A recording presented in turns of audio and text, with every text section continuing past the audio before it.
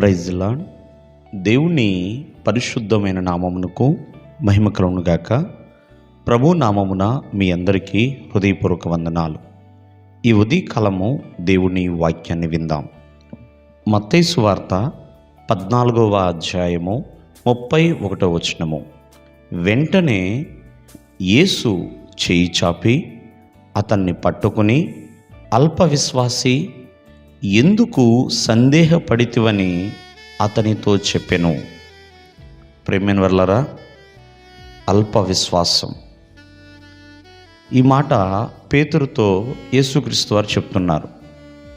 గలిలయ సముద్రంలో మరి యేసుక్రీస్తు వారు నీటి మీద నడుచుకుని వస్తున్నప్పుడు పేతురు, ప్రభువా, నీవే అయితే నీళ్ళ మీద నడిచి నీ యొద్దకు వచ్చుటకు నాకు కూడా అటువంటి సహాయము చేయి అని అడిగినప్పుడు పేతురు ముందుకు వెళతాడు. కొద్ది దూరం వెళ్ళిన తర్వాత మునిగిపోసాగుతూ ఉంటాడు.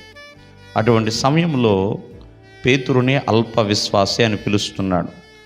అల్ప విశ్వాసం అంటే స్వల్ప విశ్వాసం, అంటే కొద్దిపాటి విశ్వాసం. విశ్వాసం ఉంది కానీ ఏదో కొద్దిగా విశ్వాసం. విశ్వాస పరిమాణం అనేది తక్కువ అని అర్థము. ప్రభువు నుండి గొప్ప కార్యములు చూడాలన్నా, నీ జీవితంలో జరగాలన్నా మరి విశ్వాసము బలంగా ఉండాలి. అల్ప విశ్వాసం ఉంటే ఏమీ చేయలేం. అందుకనే దేవుని యొక్క వాక్యం సెలవిస్తుంది, నమ్ముట నీ వలనైతే నమ్మిన వానికి సమస్తము సాధ్యమని అని. అల్ప విశ్వాసమే ఉంటే అపజయం పాలవుతాం. విశ్వాసముతో విజయాన్ని మనం చూడగలుగుతాం. కావున ఈ గడుస్తున్న ఈ 2023వ సంవత్సరంలో ఆఖరికి వచ్చాం. ఇంకా నీ విశ్వాస పరిమాణం తక్కువగా ఉందేమో, అల్ప విశ్వాసిగా జీవిస్తున్నారేమో. కానీ పరిపూర్ణమైన విశ్వాసంతో ముందుకు కొనసాగాలి. అల్ప విశ్వాసంతో ఉంటే ఎన్నో అపజయాలు వస్తాయండి. దేవుని కార్యాలు మన జీవితంలో జరగవు. కావున ఒక పరిపూర్ణమైన విశ్వాసంతో 2024వ సంవత్సరంలో ప్రతి ఒక్కరూ కూడా అడుగు పెట్టాలి. ఎందుకంటే అల్ప విశ్వాసం అన్ని రకాలుగా నష్టమేనండి. ఎన్నో అనుమానాలు తీసుకొస్తుంది, భక్తిలోనికి ముందుకు కొనసాగనివ్వలేదు.